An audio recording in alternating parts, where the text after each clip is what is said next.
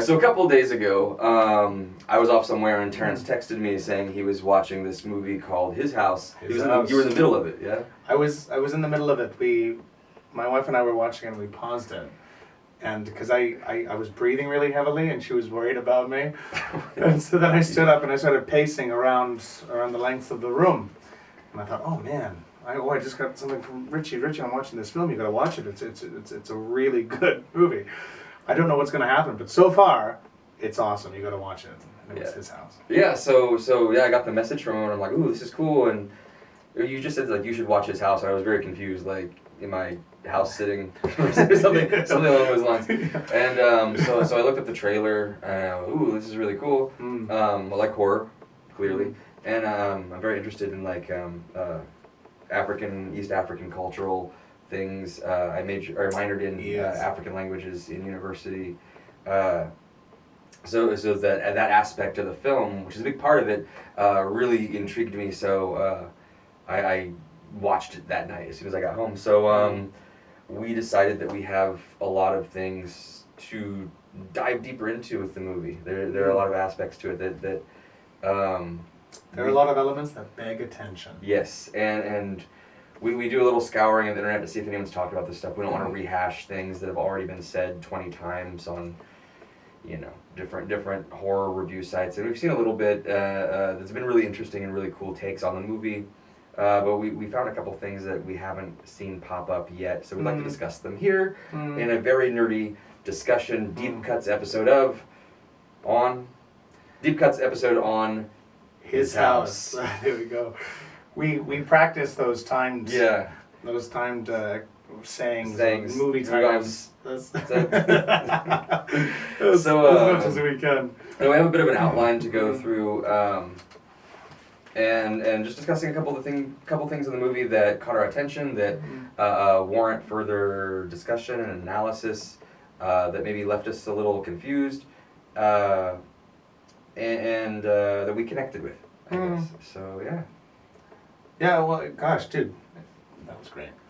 I think I might start by saying, I got really anxious and freaked out around the halfway point in which I sent you that message. And I was trying to figure out why exactly. I mean, it was around that point when Bull was experiencing a lot of supernatural phenomenon inside of the house. Was it the light switch scene? Yeah, the light switch scene, hands, seaweed, woven ropes coming out of the walls. At that point, he'd already established some kind of relationship with ghosts living inside of the walls with the house. Yeah. But some of the scares were not entirely unexpected, but they did remind me a little bit of overused cliches that are sometimes used as examples of why certain horror films are kind of bad or cheesy. There were a lot of jump scares. And I thought, okay, well, that was kind of silly, but it still had a really profound effect on me. Yeah. Unlike a lot of other films that employ those same techniques, but don't instill the same effect. Yeah, I would almost, when I viewed it, I thought kind of the opposite. There were certainly jump scares, which I think is common in horror movies. Isn't necessarily bad. Like some jump scares in a horror movie is fine. Overuse of them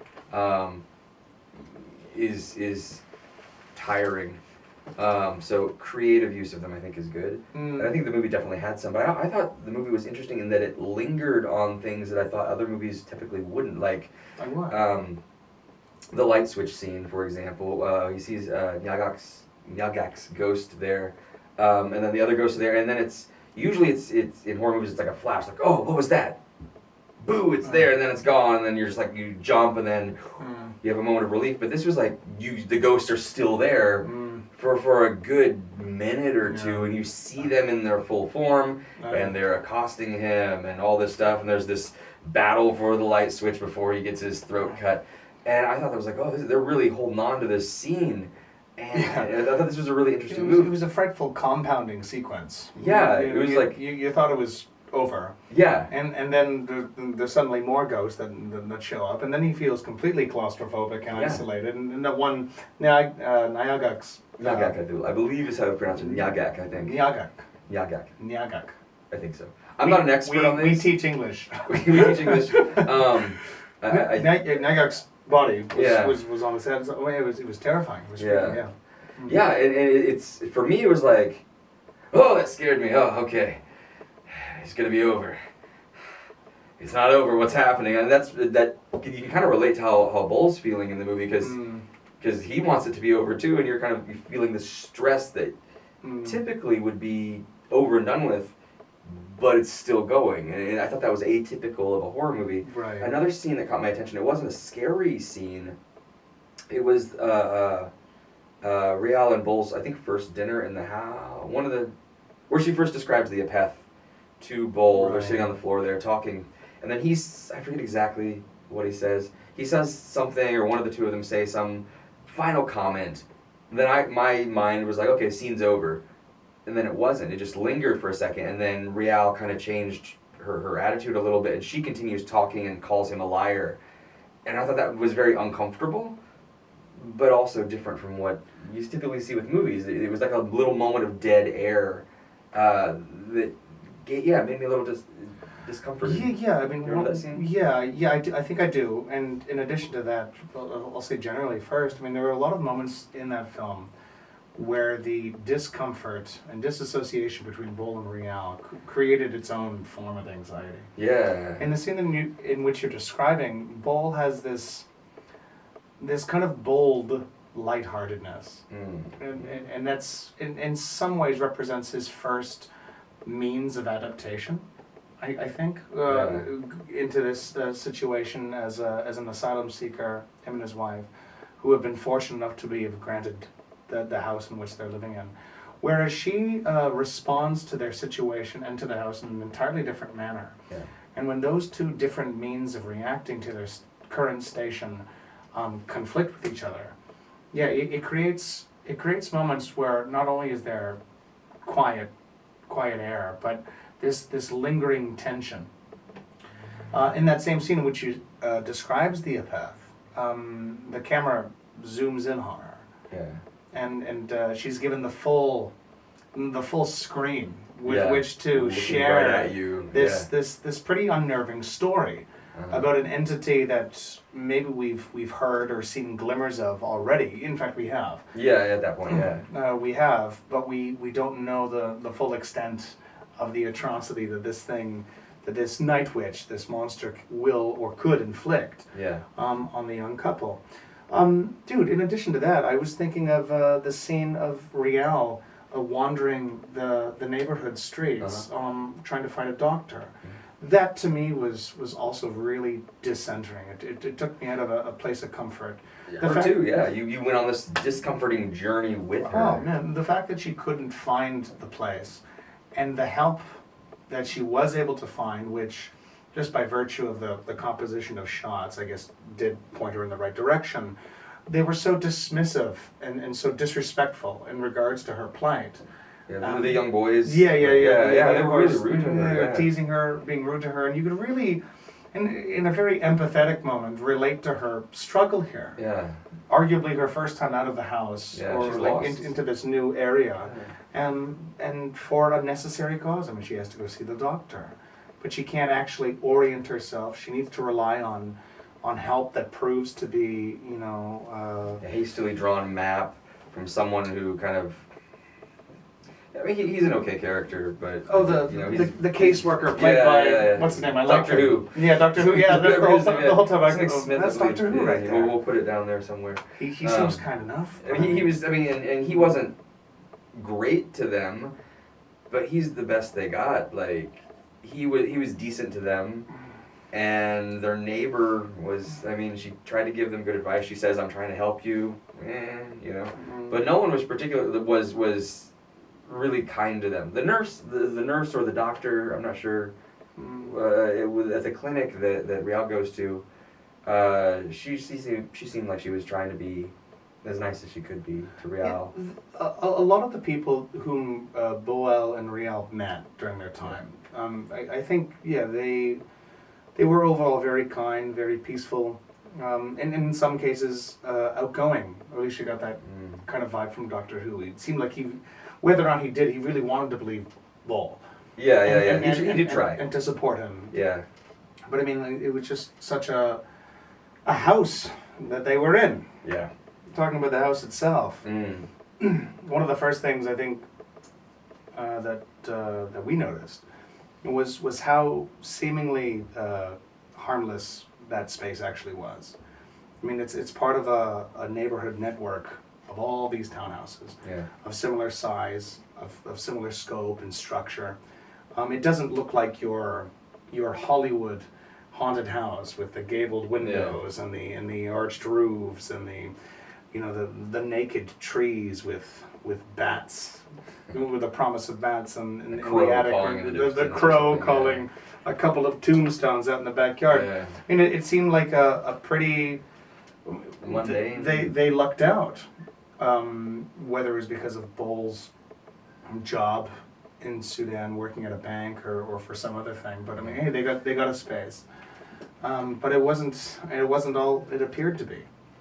When we first arrive at the house, it seems to stand. I mean, it does show this kind of uniformity of all these townhouses there, but theirs stands out because it has all this junk strewn about the yard. It does. There's a couch and just trash everywhere. When the other townhouses don't have that, so that made me wonder, like, what's going on with this house? There's something already suspicious about this particular house, and there's other suspicions thrown in, like, why are the two of them getting this relatively large living space? And they make a couple comments about it in the movie, like, this house is all for us, all this room's for us, and then later on the other guys are like, well, it's bigger than my house. Several characters say that, which were the caseworkers merely being polite when they said that, I don't think or so. were they being comparative? Were they comparing the size of that house given to asylum seekers to, say, other forms of residences that are typically provided? I think what I looked up online, the interpretation, or at least what I saw online, was that this attitude of you should be happy with what you got, even if what you got isn't great. Because that wasn't a nice house. Like, it was larger than theirs, but I mean, it was infested with insects. There were holes in the wall before Bull started tearing everything up. There was just junk all over the yard. Like, who would be happy with that? Like, you shouldn't have to put a smile on your face for such a junky house. Like, yeah, it's better than where they left. Like, there isn't this ever-present danger of death hovering above them. But I mean, give them a place without holes in the walls that it doesn't have, like, nasty insect-ridden pizza boxes inside of it.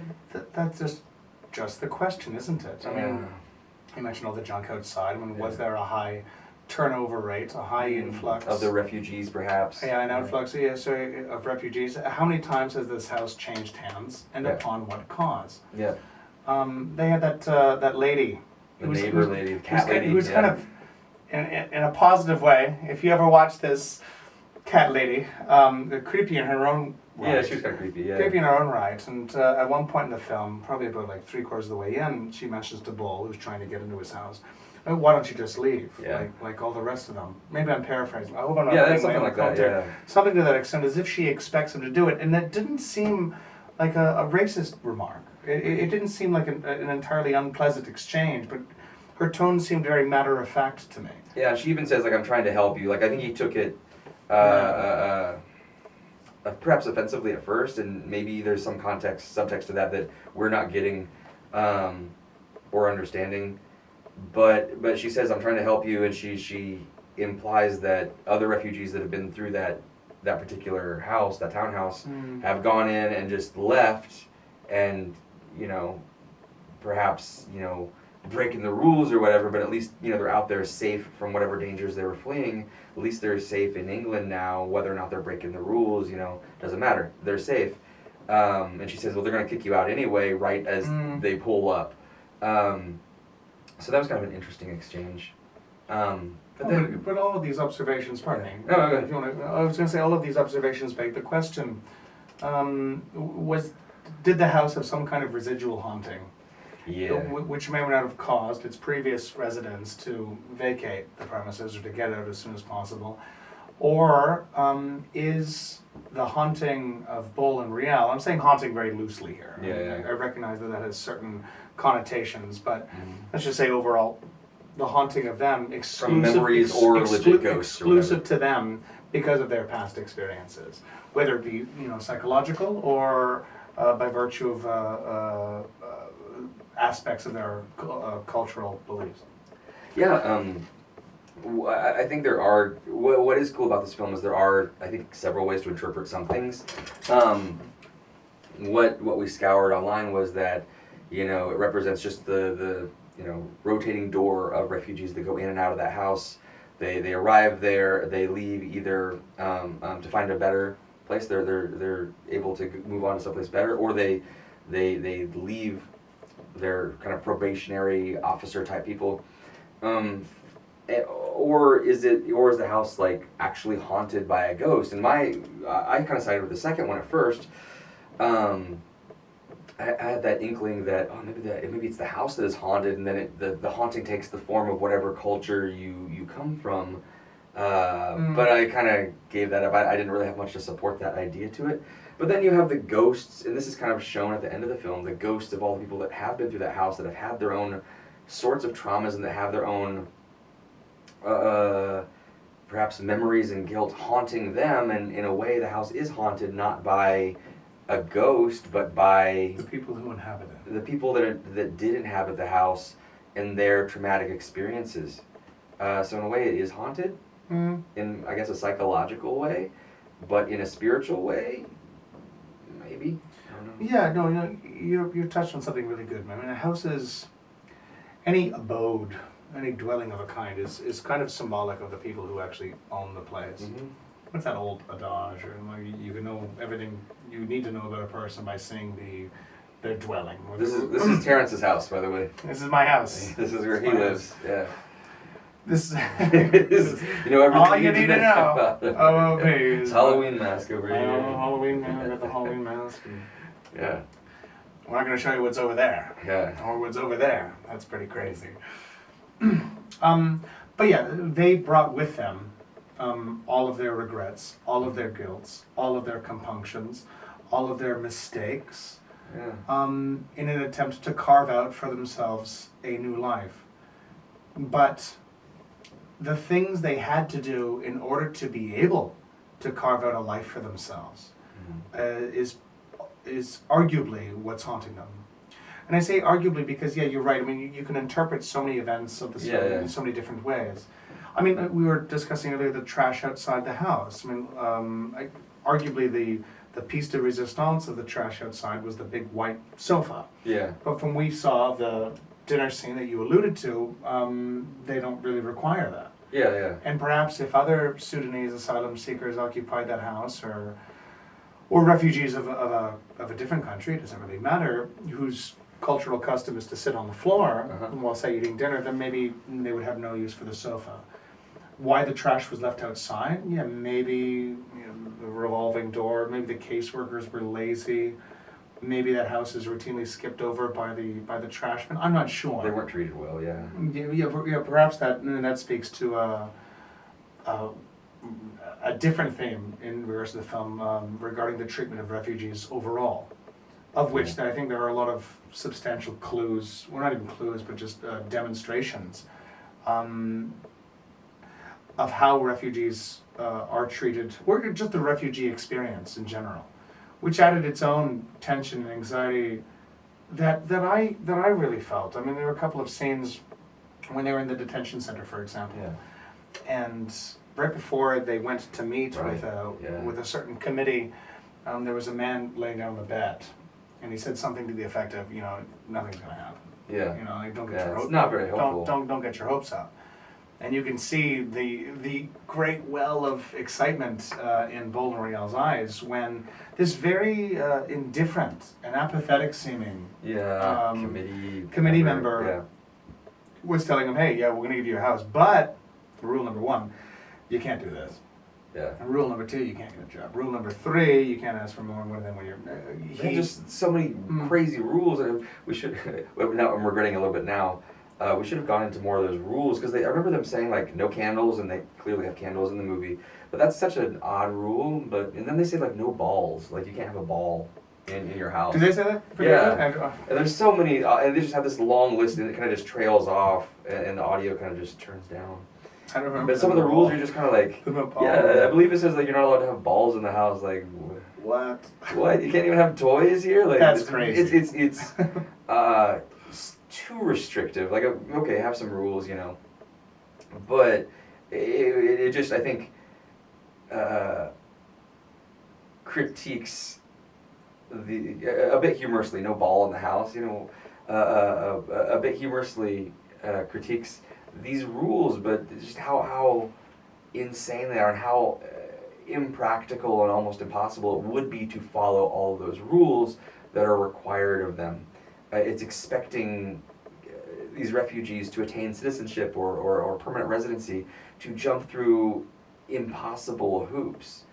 And we can kind of laugh at it, but also realize that it's such a serious and miserable situation for these people. Oh yeah, and if any of those rules are broken, yeah. And I suppose this is what really backs up the empathy that we have for these characters. Yeah. And generally speaking, I mean, a lot of horror films they don't make you feel strongly for the characters that orient you throughout the story. Yeah.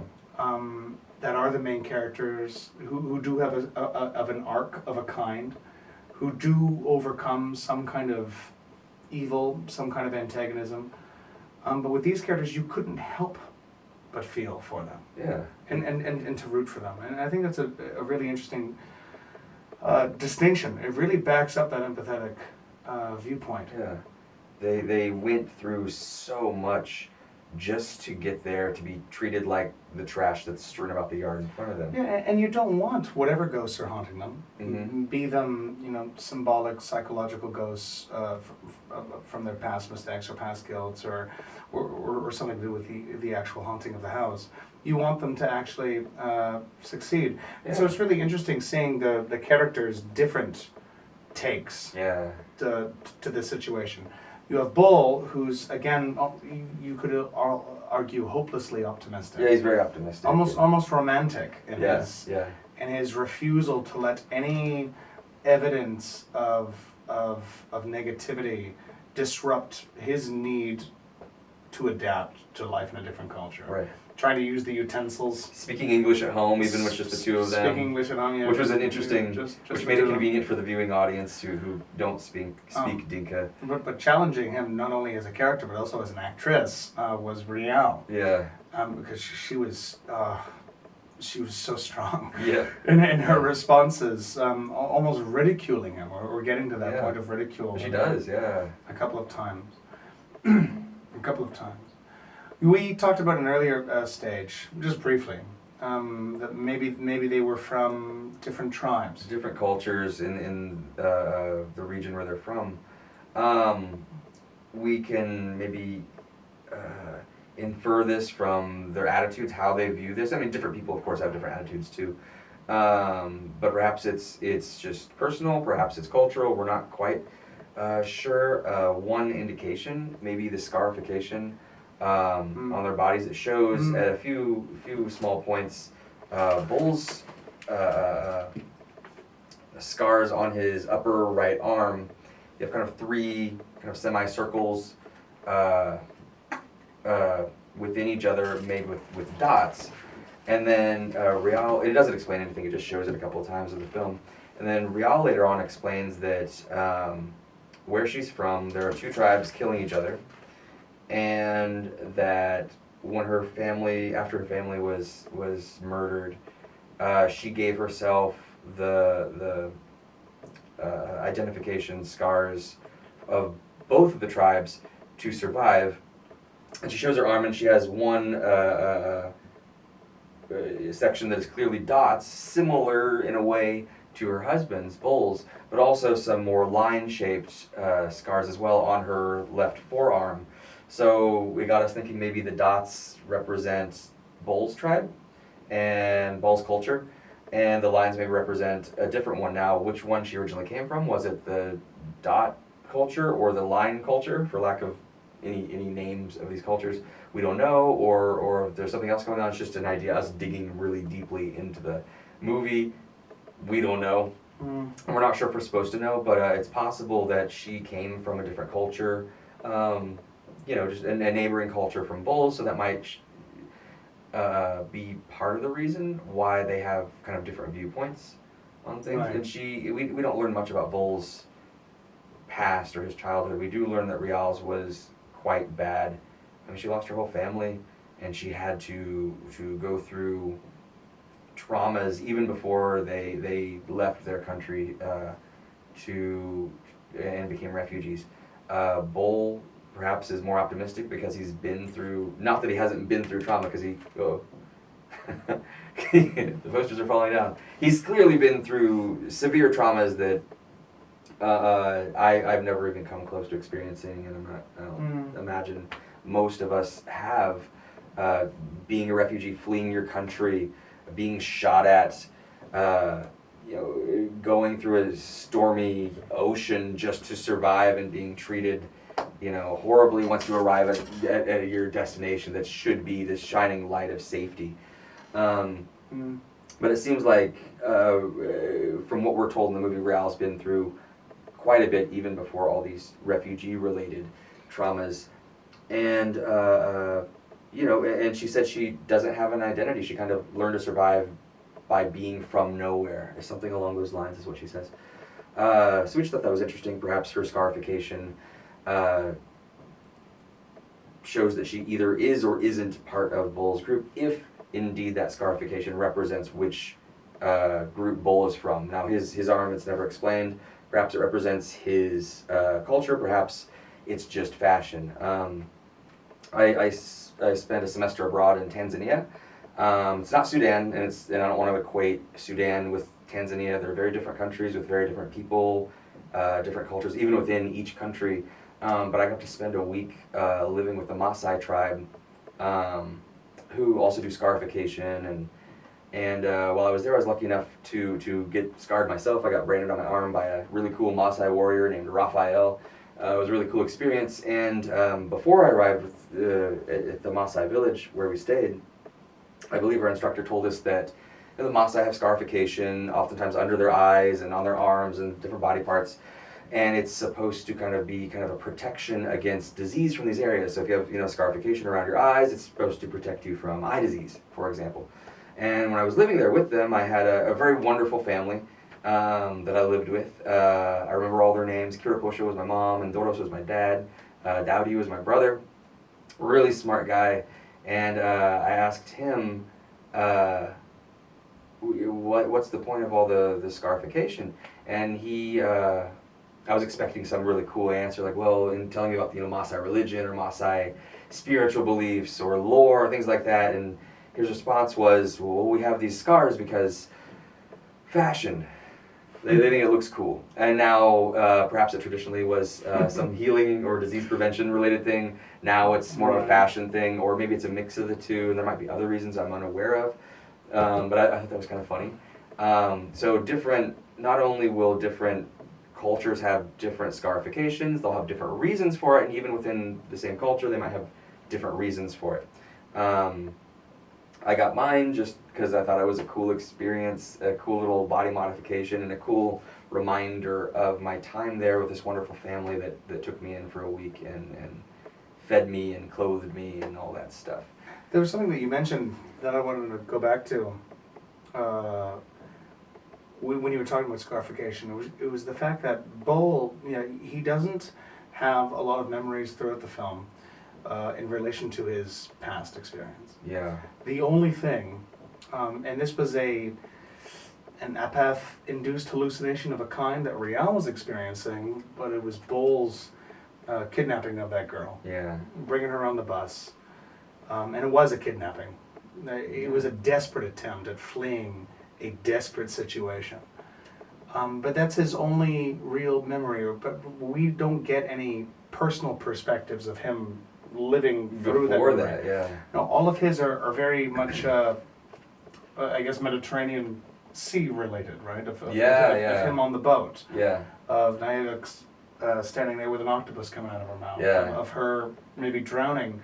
And it's kind of ambiguous the way that it's described in the film, but he perhaps had an opportunity to rescue her, or maybe it was one of those dire unenviable situations where he had an opportunity to rescue perhaps Rial or Nyagak. I got that. Yeah, there was. Or at least I it came think to mind. one of the flashbacks was him pulling Rial towards the boat when Rial was kind of like reaching towards Nyagak, and she was kind of getting taken away by the waves. I believe that's in Right. there. Yeah. Okay. So and then he chose his wife over this poor kid that he kidnapped. An unenviable situation, like you said, but geez. To guarantee their Yeah. escape Yeah. from a situation in which they would probably most assuredly have died. Yeah. But the fact that he never actually has flashbacks prior to that time, and Rial does. Yeah, to the It's- school. It seems like a school of some sort where she's talking to that group of women, where Bull finds her hidden in this cabinet after her friends have been massacred. Yeah, and their walk back to the village, and then them getting on that vehicle after kidnapping this kid. Bus, truck of a kind. Yeah. That's I think an interesting difference between the two of them. Yeah. There are a lot of interesting differences. I mean, we were bantering about this just briefly earlier about that's how the conversation about them belonging to different tribes first erupted. Possibly. Yeah. Possibly. Yeah. I mean, just talking about different scarification. Were their scars different?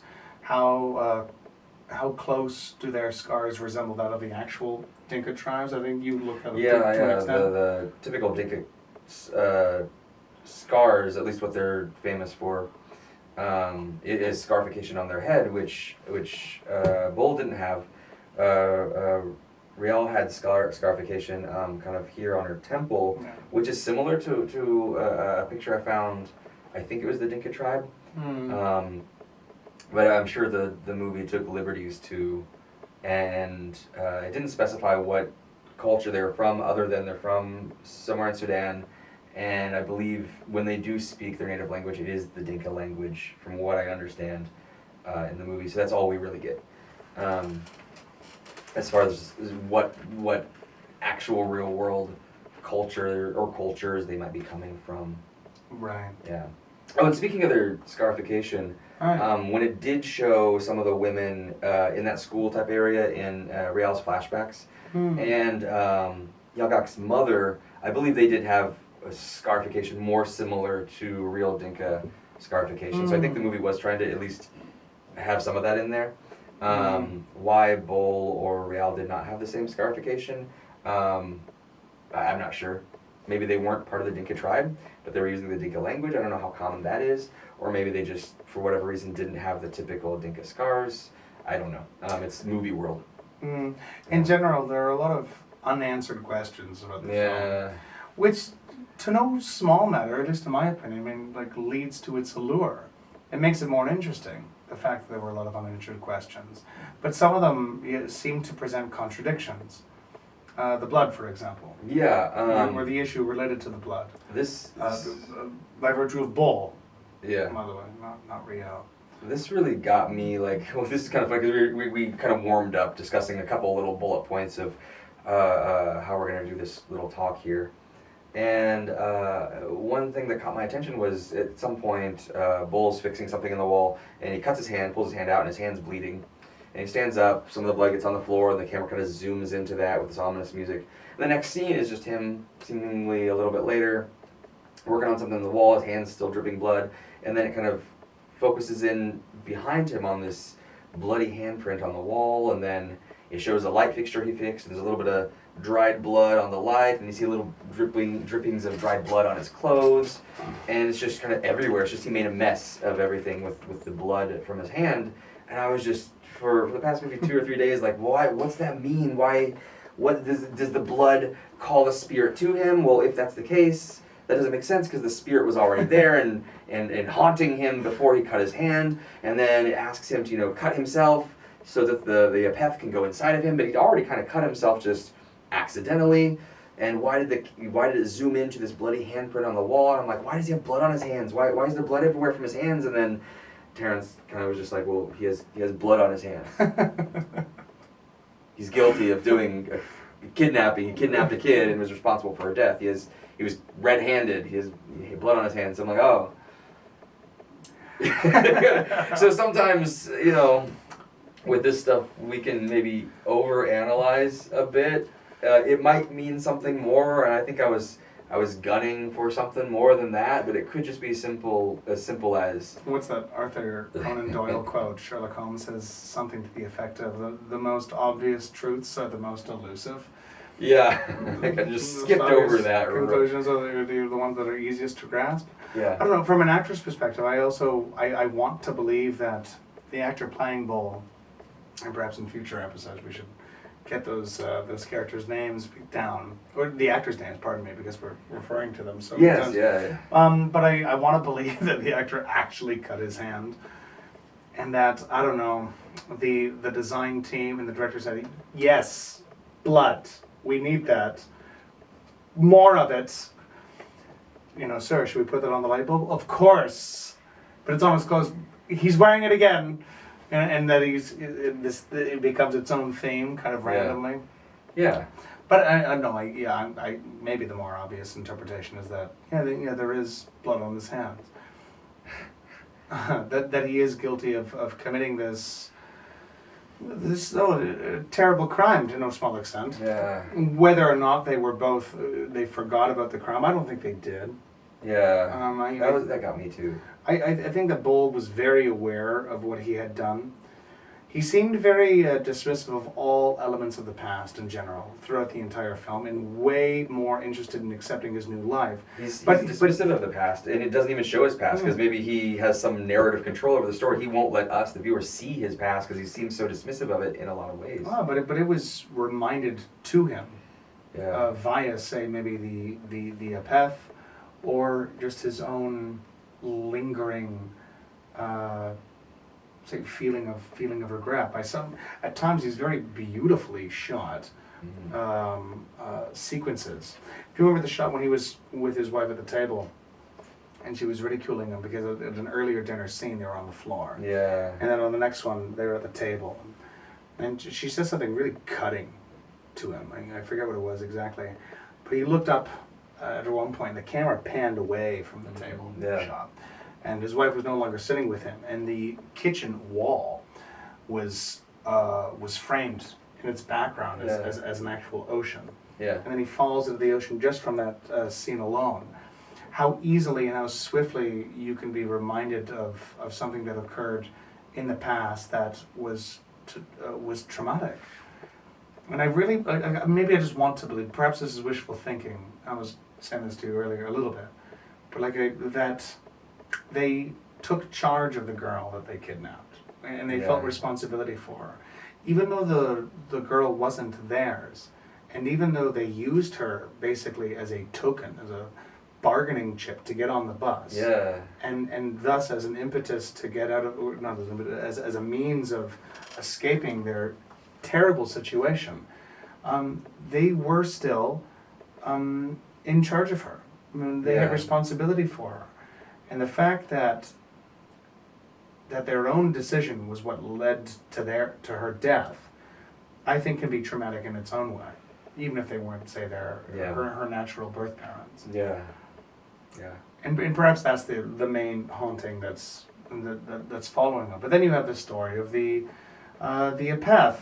Yeah. So. Which is shown in quite an interesting light throughout the film, isn't it? Yeah, I was really interested in this creature, this thing, and they describe it as a night witch, and Rial has this really cool scene where she describes the story of a good man turning bad due to his desire to have a good life, and he steals from an apeth, and the apeth haunts him for stealing from it. So I was wondering, is this a real thing in Dinka culture? So I looked it up, and there's not much out there. But I did find 2 articles that discuss it in some way. Let me bring these out. I have them here. I have them on my phone. I nerded out and found some articles written in the 1950s by some anthropologists. Just while you look that up. Yeah. If I'm not mistaken, and to continue the story as related to Bull and the audience by Rial, the apeth haunts the walls of the houses or something Yeah. like that. It haunts the house itself. Right. But I think she said walls. And in the film, all of the ghosts or the ghostly figures within the house itself, they haunt the walls. I like that personally as both a literal and figurative metaphor, as walls that prevent and detain Rial and Bol to overcome, say, their refugee status, and to adapt to the outside world. They have no choice but to adapt with him. I think that's a pretty fitting metaphor for their characters. But the apeth itself, there are some, from the way the apeth is presented in the film, the apeth, pardon me, is presented in the film, to what research you digged up, it's confusing for me, but interesting. Go on. Yeah. Oh, sorry. No. And I think the wall thing is really interesting too. That it is haunting him through the walls, and it's just like I think you mentioned earlier that it kind of this guilt and this haunting, whether real spiritual stuff or just psychological guilt, is a wall that separates them from this new community that they're trying to be a part of. Walls represent that. Their guilt is dividing them, separating them from where they want to be. Yeah, and in that sense, even though you have the... Which is something you said. No, for sure. No, I'm just playing off of you, man. In that sense, and not all too different from a lot of horror films these days, like Hereditary or The Witch. Yeah. And even though you have the story of the apeth, it seems as though the family is the curse, or that's where the curse comes from. Perhaps not so much so this supernatural entity, even though the entity might be, in the case of the witch, the titular figure, and who you can actually see. But there are different interpretive lines where you can think, okay, well, the family itself, even if it's just comprised of a husband and a wife, are bringing into this situation a lot of experiences that you can't really relate with. Yeah, say as you and I, but the way that they're presented in the film, you can really empathize a little bit with their situation. And anyway, as far as I think that is a good point. That it's hard for a lot of, I think, the typical viewer, particularly the typical white viewer, seeing this is going to be like, oh, I kind of get it, but there are going to be aspects of this film by its nature that I think we're not going to be able to fully empathize with because we haven't gone through anything even close to that. But I think it's a cool and useful glimpse into this world that refugees go through, and hopefully we can begin through films like this and through hearing conversations and talks and just having discussions about it, begin to empathize more with refugees and people in such horrible situations, and through that empathy we can maybe lend more of a helping hand that they need. As far as apeth goes, I nerded out last night and was reading the only semi-comprehensive article I could find on kind of anthropological studies of the Dinka tribe relating to the apeth. It's called Some Notions of Witchcraft Among the Dinka by Godfrey Lienhardt. I believe this came out in 1956. So this is the best we have. And it's really interesting. You can get the article for free. You can do a Google search for it, and you can just give them your email or whatever, and you can read the article for free. So I was digging into this last night. And there's a lot of stuff that is mentioned in the film. Apeths are a common evil, magical, witch type figure in Dinka culture. And there's kind of two basic types of apeth. There's regular apeth, and there's the kind of the more malicious, the worst types of apeth. It's describing them as virulent apeths, which are called night witches, and they're divided into, I think, 2 or 3 categories of their own, none of which seem to totally relate to this. So I was wondering, I think it was kind of, they took an idea, ran with it for a bit, and then they kind of just went Hollywood with it a bit too.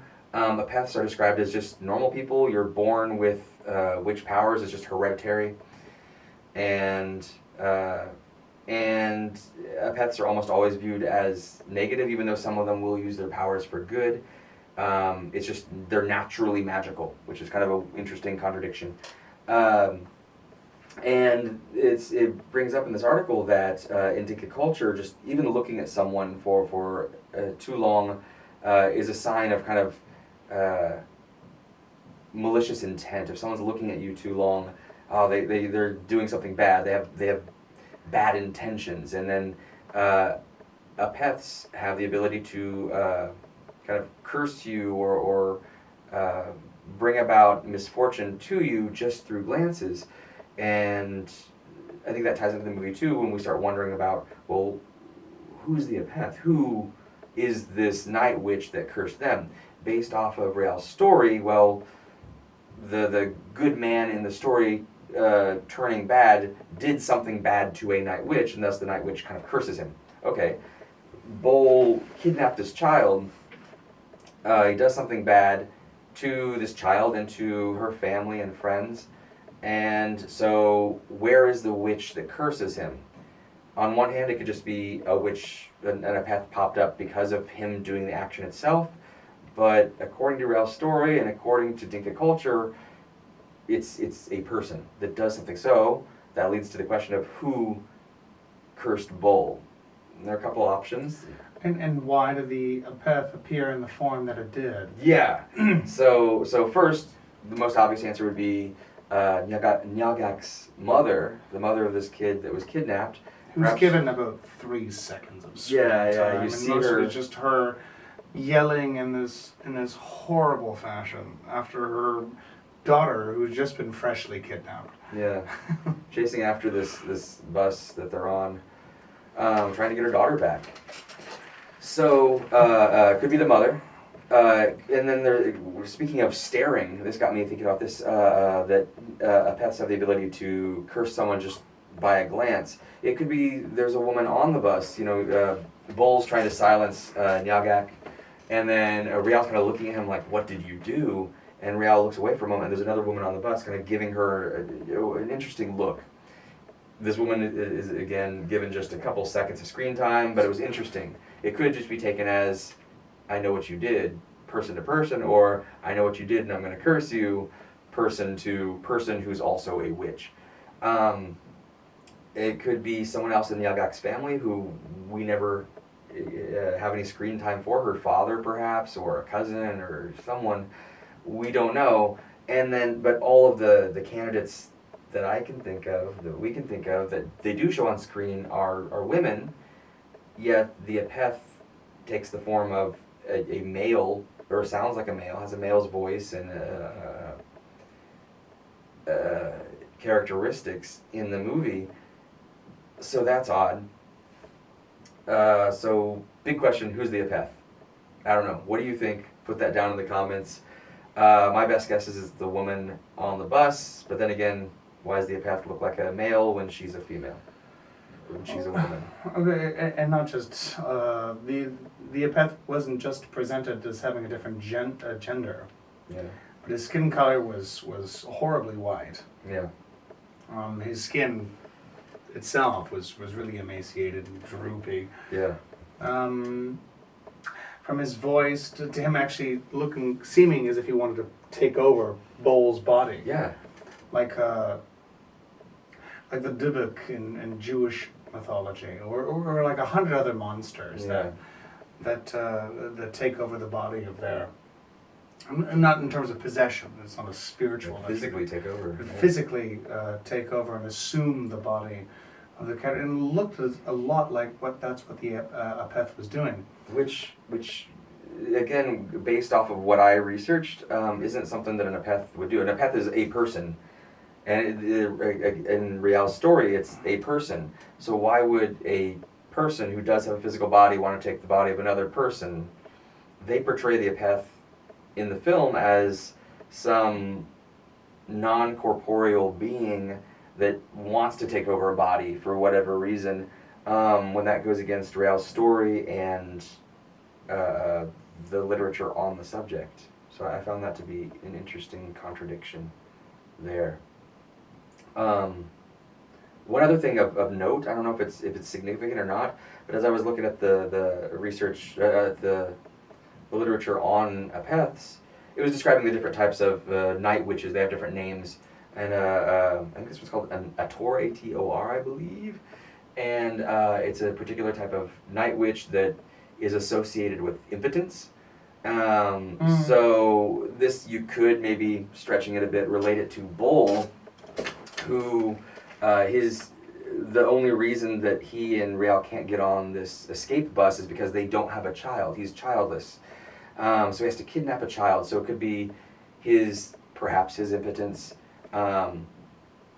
is the reason that they had to kidnap Nyagak and put her through all this trauma and eventually lead to her death. But then that would also imply that he himself is the apeth. If he's the one who's impotent, he's the apeth, and thus he cursed himself. And again, if that's the case, who's this white monstrous figure that comes after him and tries to possess his body? Is it his guilt? Is it a manifestation of his guilt? He's the apeth and he's cursed himself, so it's a alternate version of himself coming after him to take him over? That's quite a stretch, and I feel like it's a bit reaching, but if the apeth wasn't associated with any aspect of the culture in which you just described, then yeah, maybe I'd say sure. But the fact is, the apeth is, even though research and material was difficult to find. Yeah. I mean, it is part of their culture. But if it was some other strange creature, then yeah, maybe the creature was a manifestation of his own, say, guilt. Yeah. And that's what his wife, because remember, she was the one who slit his throat, or who stabbed him, and some killed him. She was the one who made the decision to kill him. And by the end of the film, you get this really kind of hopeful idea. Yeah. That they're going to live in this house. The holes in their wall have been patched up. Yeah. And they have literally and figuratively patched up aspects of their past by accepting it. Yeah. And that's why you had that collective parade at the end of all the refugees of those and ghosts. But they were, if I'm not mistaken, they were all clothed at the end. And the apeth was naked and... The apeth was naked, but from what you saw from earlier scenes of the ghost in the films, oh, yes. if I'm not mistaken, they're all kind of shirtless or at least dark and intimidating. Maybe it was just too difficult to see the manner of their clothing, but they seemed a lot more wholesome, for lack of a better word. Yeah, yeah. Human, to put it a different way. And so they had literally patched up all those parts of the past by accepting it. But in that sense, I mean, it still doesn't explain the apeth itself. And it's just a cute, legendary story. Bull didn't know about it when Rial was actually telling him. Which is interesting too. The fact that this came out of the ground, it had definite form. There was a whole mythology within the film itself that explained this creature. And so I don't... It's hard to back it being just a creation, let's say, of a Bull's guild. Maybe I just don't want it to, because it's so cool. One more thing about the apeth was I thought it was interesting that they make a point that it's incorporeal. It can't do anything with the physical world itself. It can only kind of do things through these hallucinatory scenarios in Bull's head or Rial's head, perhaps. Yet the ghosts themselves seem to be able to do stuff. They can, like the light switch scene again, they can turn on and off the lights, and they can hold their hands to Bull's throat and maybe cut his throat. So I guess there are two possibilities here. One, that the apeth is unable to interact with the physical world, thus maybe giving it motivation to want Bull's body, as we see at the end of the movie. And the ghosts are able to interact with the physical world. Maybe the apeth can't do anything, but it can kind of unleash the ghosts into the physical world, and they can interact with it on the apeth's behest. Or the whole ghost light switch scene and other scenes like it are just a hallucination in Bull's head, and they can't interact with the physical world. It doesn't really make it clear either way. And that also takes us to what the apeth's motivations are in the first place. So there's the guilt of kidnapping and causing the death of Nyagak at the end, and that seems to be why they're cursed by this apeth. But what's its motivation? It seems to want Bull's body, but for what purpose? Is Bull's body the apeth's ideal house? Now, it's a refugee in its own way, and it wants a new home, being Bull's body. But if that's the case, where did Rial's flashback come from? She has this flashback scene. Yeah, in which the apeth reveals to her. Possibly the apeth, we don't know. Yeah. But it was the voice that was used during that flashback was the same voice that the apeth had when he was possessing and it gave her the option to kill Bull, shed his blood. Before doing so, revealed that Nyagak was not actually her daughter. Right. And why would the apeth do that? Yeah. If he wants to take over a body, why would it reveal to a woman who seems to be completely torn of the fact that she lost her daughter? Why would the apeth reveal that, hey, you know what, this girl actually isn't yours, but I still want you to kill your husband to have her return it to her? Where's the motivation? Yeah, it seems counterproductive. For the apeth to make that kind of decision. Yeah, if the apeth wanted Bull's body, the best move, the smart move would be to maintain this illusion that, this belief that Nyagak was indeed Rial's daughter, and that Bull's responsible for her death, thus you should kill him, which was one of the two ways that the apeth could inhabit Bull's body. In order to have her return to you, Yeah. Right. Then it reveals, like, oh yeah, she wasn't your daughter, and Rial still felt terrible for the loss of this child, but it wasn't hers, and then right after that's revealed to her, she decides to side with Bull and kill the apeth. And yet there was some tension in her anticipation of perhaps, it was not her anticipation, her indecision. There was a knife on the table. Yeah. And during that kitchen sequence, she was looking at the knife, and it seemed as if she was considering making that choice before Bull finally took ownership of it and sliced his arm. Yeah. And you mentioned something about where he sliced his arm, where he cut his arm, that you thought was interesting. Oh, no, dude, you were saying that earlier. He cut it, at least on the left hand, the left wrist is where Rial has her scars. Yeah. Or the Dinka-esque pattern scars. Yeah. And that's exactly also where he cut his wrist. I don't know if there's any significance in that. Yeah. But I thought it was interesting. Interesting too. That's where he could have cut himself anywhere. Yeah. He cut himself right there. Right where she has her two identification scars. Yeah. Another idea, and this might be a stretch, but perhaps when we see Bull being surrounded and beset by all of those ghosts, Nyagak particularly, I don't think that we see the apeth associated with those scenes in any way. So perhaps those ghosts represent his own demons, so to speak. Yeah. His own failures, mistakes, guilts, misfortunes, etc. And the apeth is a different thing entirely. Possibly. Yeah.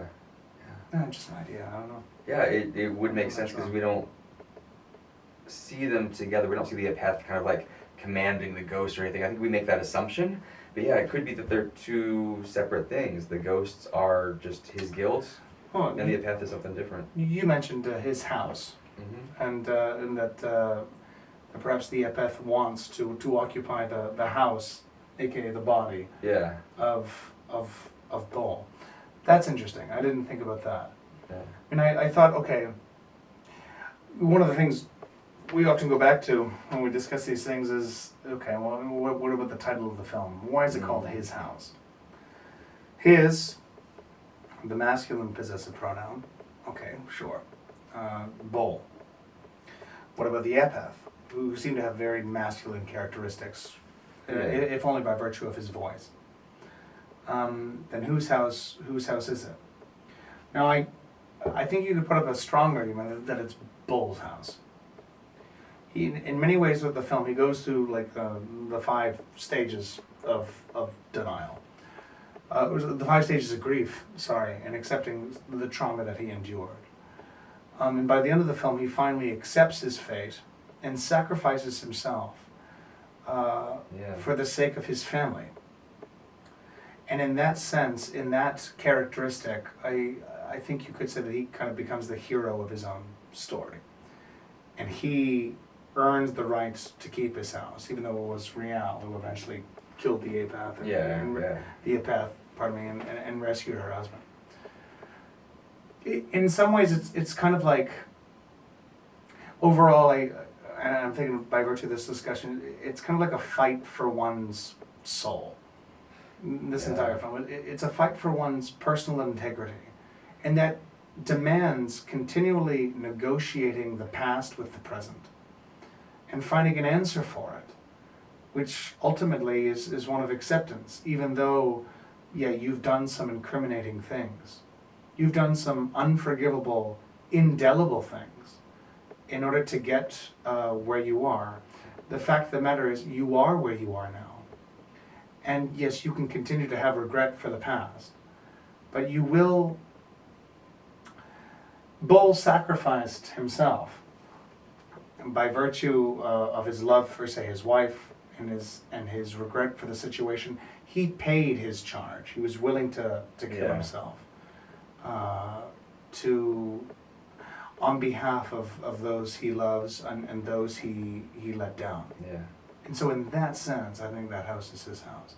And at the end of the film, again, we were just saying, like, all the spirits of the past were in that setting with them, but not in an antagonistic way. Yeah. They were no longer hunting them. They were together with him. They were in the same group, and then they were looking for the hall. And what's that small bit of dialogue they had at the end with the caseworkers? The caseworkers came in, they saw the holes patched up. Yeah, it's like, did you find your witch? And they're like, yeah, she killed it. Yeah. We got your ghosts. Oh, they're always going to be with us. Yeah, we've learned to live with them. Yeah, once we learn to look them in the face. We learned to live with them. And in that sense, it's kind of a simple premise. But there's just aspects of the film that conflict our understanding a little bit, that obscure it just a tad, but also, provide us with the means of diving deeper into it and finding out what's going on. Yeah. It's cool. Overall, It's so cool. What did you think of the movie? After we watched it, my wife and I sat back on our sofa, and I was just doing some deep breathing exercises. I mean, without being able to dive too much into it, and I like this. Mm-hmm. We watch so many horror films, my wife and so do we, and for the most part, I can latch onto things, I can understand it, but then every once in a while there comes a film that seems to ask a lot more questions than it answers. It leaves certain aspects open-ended. Mm-hmm. It operates on a lot of different layers. Yeah. So in this film, for example, you had the struggle of the refugee. And even though, I can't empathize with that directly, I can empathize with feeling lost in a new place. Yeah. I can empathize with being unable to rid myself of past mistakes or failures that seem to follow me around and occupy every action or choice that I make. There are many things that the normal or the average viewer, I think, can relate to. And so the camera ran out of storage space, and I'm back at my place now, finishing up my little bit about his house. When Terrence told me about the movie, I really wanted to like it. It looked so cool. It looked creepy. It looked interesting. I really enjoyed The Ritual, which is another Netflix horror film, and I liked that they brought African culture into a horror movie like this. I was really excited to see it, but honestly, I was a bit let down by it. I still think it's a good movie, worth seeing. It definitely has some cool scares, and a great message about us needing to empathize with refugees and people in such situations. But some of the logic in the movie, or lack of logic maybe, was too much for me to accept. For example, how the apeth creature, as shown in the movie, doesn't match with either apeths in Dinka and literature on Dinka lore, as far as I could find, as well as the story told about apeths in the movie by Rial. So I found that inconsistency to be troubling, as well as we mentioned at the end there, that it was odd for the apeth to let Rial know or remember that Nyagak wasn't her daughter. If it would have kept her thinking that Nyagak was her daughter, she would have had more motivation to kill Bull, and thus the apeth could have gotten what it wanted more easily. Yet it kind of seemed to have slipped up, said something it shouldn't have, which made Rial more likely to side with Bull, which she did in the end. I think in those parts, it seemed like the logic kind of broke down for the sake of the scares. But it's still, again, absolutely worth seeing, and an interesting and unique and needed message in cinema in general, in the world in general. So, yeah, that's my take on His House. Check it out, and thanks for watching. See you next time.